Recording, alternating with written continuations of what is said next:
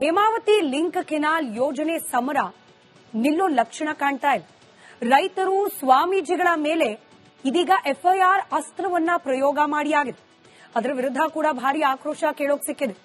ಆದ್ರೆ ಇಷ್ಟಕ್ಕೆ ಸುಮ್ಮನಾಗ್ತಾ ಇಲ್ಲ ಸರ್ಕಾರ. ಸರ್ಕಾರದ ವಿರುದ್ಧ ರೈತರು ಮತ್ತೆ ಕೆರಳಿ ಕೆಂಡವಾಗಿದ್ದಾರೆ. ಬರೋಬ್ಬರಿ 2 ಲಕ್ಷ ಜನ ಸೇರಿ ವಿಧಾನಸೌಧಕ್ಕೆ ಮುತ್ತಿಗೆ ಹಾಕ್ತೇವೆ ಅಂತ ಹೇಳಿ ಎಚ್ಚರಿಕೆ ನೀಡುತ್ತಿದ್ದಾರೆ.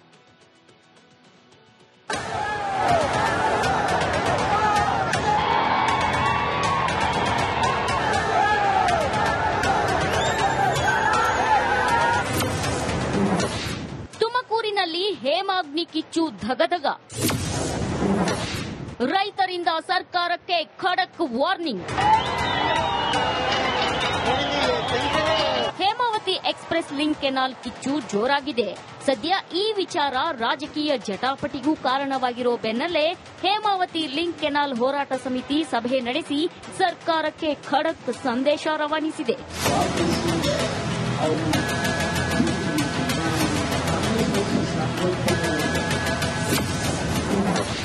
ವಿಧಾನಸಭೆಗೆ ಮುತ್ತಿಗೆ ಹಾಕುವ ಎಚ್ಚರಿಕೆ. ಸಭೆ ಬಳಿಕ ಮಾತನಾಡಿದ ಬಿಜೆಪಿ ಶಾಸಕ ಸುರೇಶ್ ಗೌಡ, ಸರ್ವಪಕ್ಷ ಸಭೆ ಮಾಡಿ ಕಾಮಗಾರಿ ನಿಲ್ಲಿಸಬೇಕು. ಇಲ್ಲವಾದ್ರೆ 1 ತಿಂಗಳಲ್ಲಿ 1 ಲಕ್ಷ ಜನ ಸೇರಿಸಿ ಡಿಸಿ ಕಚೇರಿ ಮುಂದೆ ಪ್ರತಿಭಟನೆ ಮಾಡ್ತೇವೆ.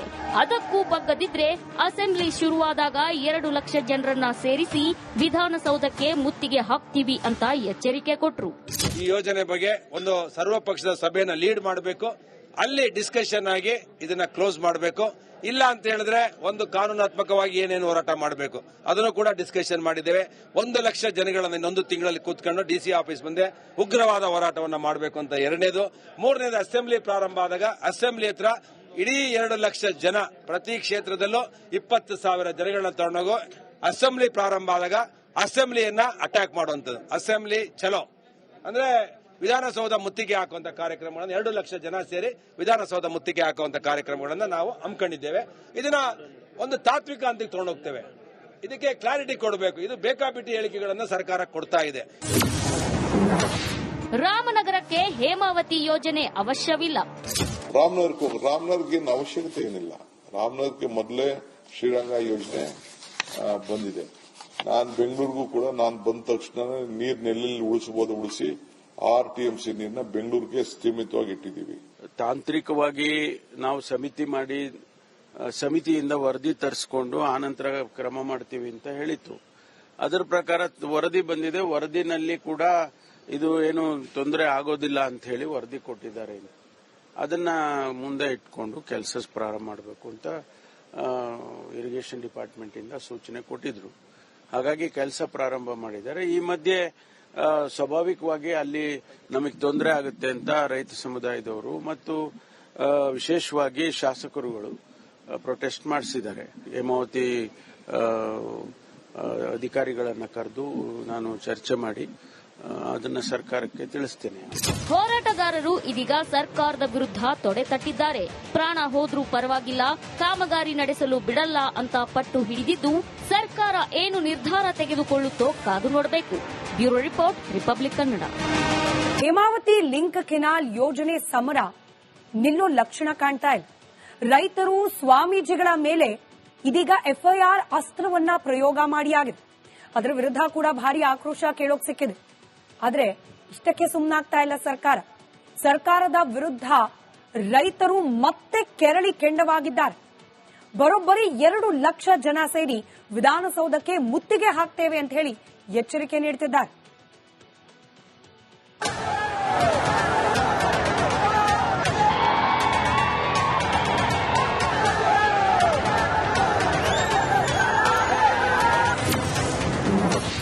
ತುಮಕೂರಿನಲ್ಲಿ ಹೇಮಾಗ್ನಿ ಕಿಚ್ಚು ಧಗಧಗ. ರೈತರಿಂದ ಸರ್ಕಾರಕ್ಕೆ ಖಡಕ್ warning. Hemavathi express link canal ಕಿಚ್ಚು ಜೋರಾಗಿದೆ. ಸದ್ಯ ಈ ವಿಚಾರ ರಾಜಕೀಯ ಜಟಾಪಟಿಗೂ ಕಾರಣವಾಗಿರೋ ಬೆನ್ನಲ್ಲೇ ಹೇಮಾವತಿ ಲಿಂಕ್ ಕೆನಾಲ್ ಹೋರಾಟ ಸಮಿತಿ ಸಭೆ ನಡೆಸಿ ಸರ್ಕಾರಕ್ಕೆ ಖಡಕ್ ಸಂದೇಶ ರವಾನಿಸಿದೆ.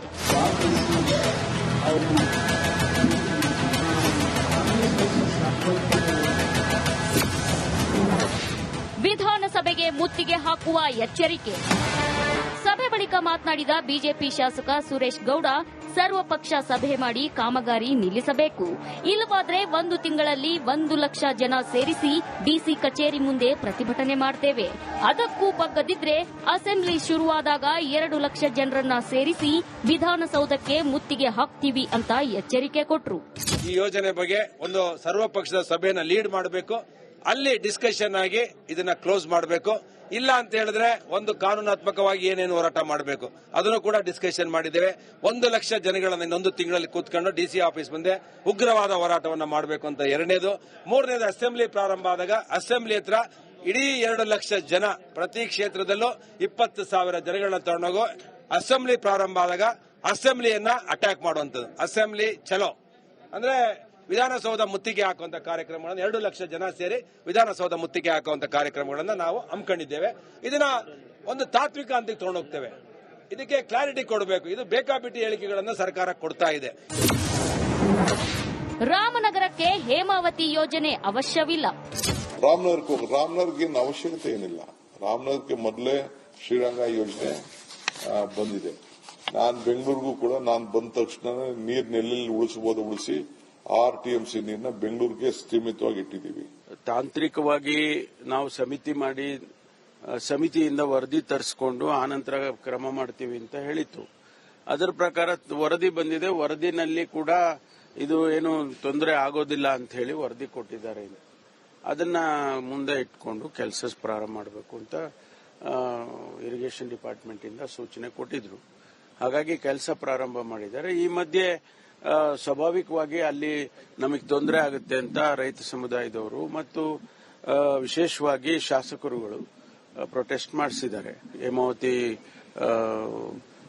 ಅಧಿಕಾರಿಗಳನ್ನ ಕರೆದು ನಾನು ಚರ್ಚೆ ಮಾಡಿ ಅದನ್ನ ಸರ್ಕಾರಕ್ಕೆ ತಿಳಿಸ್ತೇನೆ. ಹೋರಾಟಗಾರರು ಇದೀಗ ಸರ್ಕಾರದ ವಿರುದ್ಧ ತೊಡೆ ತಟ್ಟಿದ್ದಾರೆ. ಪ್ರಾಣ ಹೋದ್ರೂ ಪರವಾಗಿಲ್ಲ, ಕಾಮಗಾರಿ ನಡೆಸಲು ಬಿಡಲ್ಲ ಅಂತ ಪಟ್ಟು ಹಿಡಿದಿದ್ದು ಸರ್ಕಾರ ಏನು ನಿರ್ಧಾರ ತೆಗೆದುಕೊಳ್ಳುತ್ತೋ ಕಾದು ನೋಡಬೇಕು. Bureau report, republic Kannada. ಏನ್ ಪ್ರಾಬ್ಲಮ್ ಇಲ್ಲ ಏರಿಯಾದಲ್ಲಿ? ಏನ್ ಪ್ರಾಬ್ಲಮ್? ಏನ್ ನಿಮ್ ಪ್ರಾಬ್ಲಮ್? ಇನ್ನೆಲ್ಲ ಪ್ರಾಬ್ಲಮ್ ಆಯ್ತಿಲ್ಲ ಹೇಳಿ.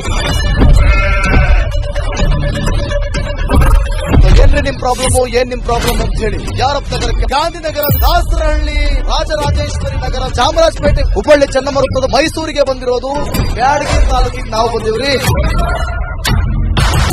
ಸರ್ ಹೇಳಿ ಸರ್, ಏನ್ ಪ್ರಾಬ್ಲಮ್? ನಿಮ್ MLA ಹೆಂಗೆ? ಏನೆಲ್ಲ ಸಮಸ್ಯೆಗಳು? ಏನ್ ಕಥೆಯಲ್ಲಿ ಬಂತ? ಯಾವಪ್ಪ ಯಾವುದು ಬಂದಿಲ್ಲ. 2 months ಇಂದ ನೀರಿಲ್ಲ. ಟ್ಯಾಂಕರ್ ಬರ್ಬೇಕಾದ್ರೆ ರೋಡ್ ಸರಿ ಇಲ್ಲ. ಯಾರತ್ರ ಹೋಗಿ ಹೇಳೋದಕ್ಕೆ ನಮ್ಗೆ ಯಾರು ಇಲ್ಲ. ಇಲ್ಲಿ ಕಿತ್ತೋದ್ರೆ ಏನ್ ಹಾಳಾಗೋದ್ರು ಇದು ಯಾರು ನೋಡರೇ ಗತಿ ಇಲ್ಲ. ನಾವಿದ್ದೀವಿ ಅಂತಾರೆ. ಇವಾಗ ಯಾರ MLA ಮಗ 1 ದಿವಸನೂ ಬಂದಿಲ್ಲ. ಫುಲ್ ಸ್ಟ್ಯಾಂಡರ್ಡ್ ಲಕ್ಸುರಿಯಸ್ ಬೆಡ್ರೂಮ್ ಐತ್ರಿ ಅದ. Taj west end, Radisson Blu. Meeting ನಿಮ್ದು ಮೀಟಿಂಗ್ ಇಲ್ಲಿ ಮಾಡ್ರಿ. ಇಷ್ಟು ವರ್ಷ ಆಯ್ತು. ಇದಕ್ಕೆಲ್ಲ ಯಾರು ಸರ್ ಜವಾಬ್ದಾರಿ? 200 ರೂಪಾಯಿ ಬ್ಯಾಂಕ್ಗೆ ಹೋಗ್ತೀನಿ ಬರ್ತಾ ಇದ್ದೀನಿ. ಬ್ಯಾಂಕಿಗೆ ಹೋಗ್ತೀನಿ ಬರ್ತೀರಿ 2,000 ಮತ್ತೆ ಬರ್ತಾ ಇಲ್ಲ. 2,000 ನಂದೇ ಹೊಂಟೈತು. ನಿಲ್ ಮೇಲೆ ಭಾರಿ ಐಟ ಅದು ಲೋ ಮಾರ. ಮೇಡಮ್ ಕಣ್ರಿ ಸರ್, ರಾತ್ರಿ 1 ಗಂಟೆವರೆಗೂ ಎಣ್ಣೆ ಅಂಗಡಿ ತೆಗಿಬೇಕಾದ್ರೆ ಬೆಳಗ್ಗೆ 4 ಗಂಟೆವರೆಗೂ ತೆಗಿಬೋದಲ್ಲ. ಮಗನೂ ನೋಡಲ್ಲ, ಯಾರು ನೋಡಲ್ಲ. ನಾನು ಒಬ್ಬಳು ನೋಡ್ಕೊಂತೀರಜ್ಜ. ನಮ್ಮ ಮಕ್ಕಳಿಗೆ ಅಮ್ಮ ಅಪ್ಪ ಇಲ್ಲ, ಅವರು ನೋಡಿ ಬರ್ತಾ ಇದೀವಿ. ದೇವ್ರು ಬಿಟ್ಟಂಗೆ ಆಗುತ್ತೆ.